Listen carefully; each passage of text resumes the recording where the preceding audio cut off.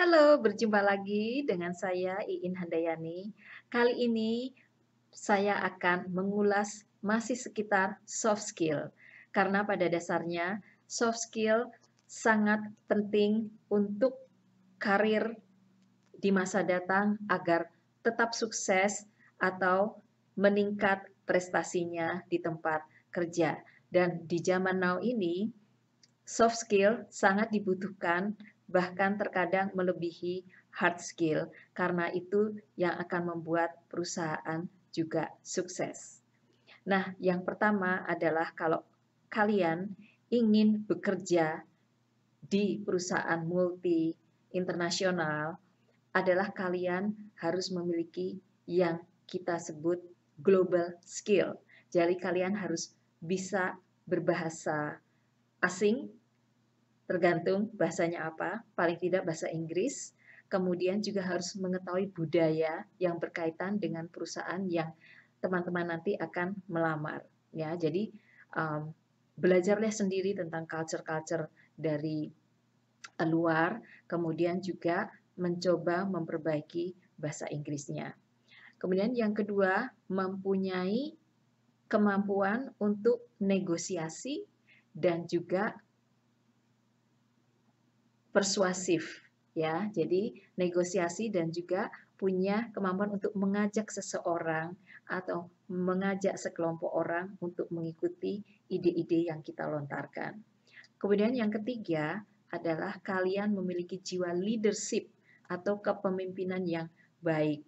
Nah, jadi kalau kalian masih kuliah sekarang, kalian harus juga berlatih untuk aktif di organisasi di kampus ataupun luar kampus, walaupun tidak harus aktif ketika tahun pertama. Tetapi kalian jangan hanya kuliah, pulang, kuliah, pulang, jadi hanya belajar saja. Itu tidak cukup, karena kalian harus kompetitif ketika lulus S1.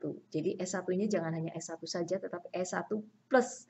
S1 plus soft skill. Oke, S1S.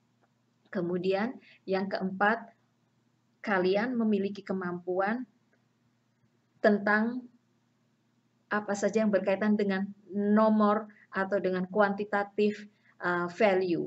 Jadi kalian harus bisa misalnya paling tidak dasar-dasar statistik, oke, yang bukan yang complicated kayak menghitung rata-rata, menghitung mungkin standar deviasi, standar error, kemudian juga kalian bisa buat tabel yang bagus, yang representatif, disukai oleh audiens, kemudian kalian juga bisa graph, dalam artian kalau kalian membuat graph itu ya ada judulnya, x-aksisnya apa, y-aksisnya apa, kemudian kalau kalian buat tabel ya tabelnya tuh rapi, gitu, tidak acak-acakan.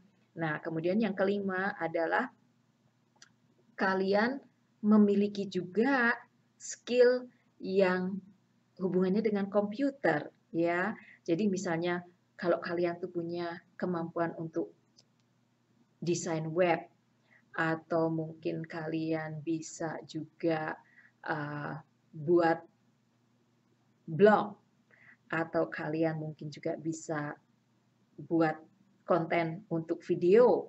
Nah, itu juga bisa menjadi salah satu yang diperlukan untuk soft skill. And then nomor 6 adalah kesadaran tentang diri sendiri, tahu apa kelemahan dan kelebihan kita, ya.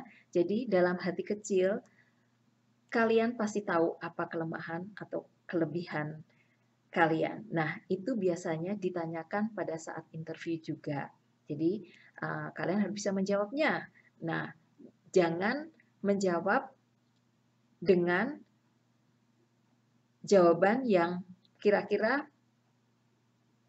tidak bisa diperbaiki kelemahan tersebut. Misalnya ya, kalau ditanya, apa kelemahan saudara sampai sekarang? Nah, misalnya, oh saya itu sulit sekali untuk bilang no, karena ya merasa bersalah kalau bilang no. Nah, itu bisa diperbaiki, kan? Ya, nanti lama-lama bisa bilang no kalau memang harus bilang no. Tetapi dari segi perusahaan itu menyenangkan, karena kalau orang tersebut tidak bisa atau sulit bilang no, berarti kan akan produktif karena setiap diberi pekerjaan dia tidak bisa bilang no, ya. Jadi menguntungkan perusahaan. Ya, itu salah satu saja. Bisa dilihat di Google untuk hal-hal yang lain. Kemudian yang ketujuh, nah, kalian itu harus confident, harus percaya diri dimanapun berada.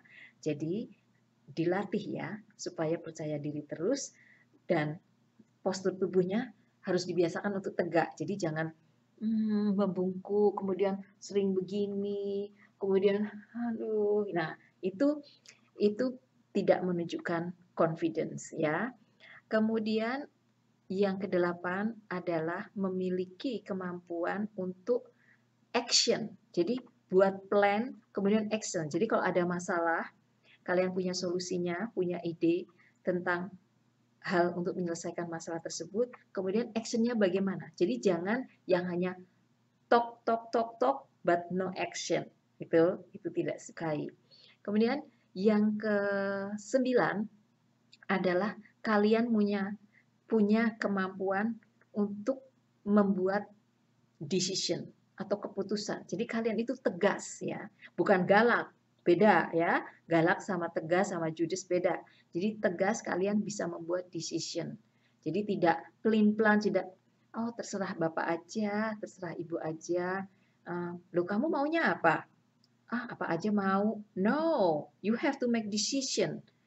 Nah, kadang-kadang memang sulit ya untuk culture kita, tetapi harus berlatih. Oke? Kemudian yang ke-10, kalian harus kreatif.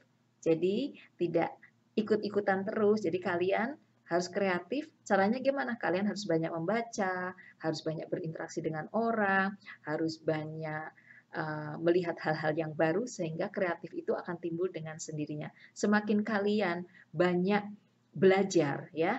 Jadi tiap hari adalah proses belajar. Kalian nantinya akan sangat senang karena tidak sengaja kalian menjadi begitu kreatif. Hanya karena kalian misalnya senang membaca atau senang mendengarkan podcast, atau juga kalian suka misalnya berdiskusi dengan teman-teman lain. Oke. Kemudian yang terakhir adalah nomor 11, independence. Jadi kalian itu harus tidak tergantung pada orang lain. Jadi kalau diberi tugas oleh misalnya oleh bos, itu kalian ya harus mengerjakannya dengan sendiri, jangan menggantungkan pada orang lain. Aku nanti nunggu temanku itu aja apa namanya bikin papernya atau bikin tugasnya, tidak. Jadi kalian itu harus berusaha apa-apa sendiri, walaupun suatu saat kalian harus bekerja dengan tim, ya. Jadi itu sebetulnya ketika kalian S1 itu sudah dilatih, yaitu ketika kalian sidang skripsi, kalian kan harus sendirian ya. Jadi kalian independen sendiri, betul-betul sendiri di tengah-tengah dosen penguji yang menanyakan semua hal about skripsi. Oke, jadi itu tadi 11 soft skill yang juga diperlukan jika kalian ingin melamar pekerjaan di perusahaan-perusahaan multi internasional. Jadi yang pertama global skill, yang kedua punya jiwa negosiasi atau punya kemampuan untuk negosiasi dan persuading. Kemudian yang ketiga, kepemimpinan. Yang keempat, punya kemampuan yang berkaitan dengan nomor-nomor atau values ya, seperti statistik, bagaimana membuat tabel, bagaimana membuat grafik yang bagus. Yang kelima, mempunyai kemampuan dalam jadi kayak computer skill ya, jadi bisa membuat web design, kemudian juga bisa menelpon dengan baik, dengan sopan, dengan santun sehingga customer tertarik untuk membeli barang-barang kalau kalian itu sales atau juga bekerja sama dengan perusahaan di mana kalian bekerja. Kemudian yang keenam adalah memiliki self awareness, kesadaran diri sendiri, kelemahan dan kelebihannya apa. Yang ketujuh, confidence, jadi percaya diri. Yang kedelapan, memiliki kemampuan untuk action, jadi action planning. Yang kesembilan, memiliki kemampuan untuk memutuskan atau decision making. Yang ke-10, kreatif. Yang ke-11, independence. Jadi itu soft skill yang harus Anda miliki. Semoga bermanfaat. Terima kasih sudah menonton video ini. Sampai bertemu di video mendatang. Bye-bye.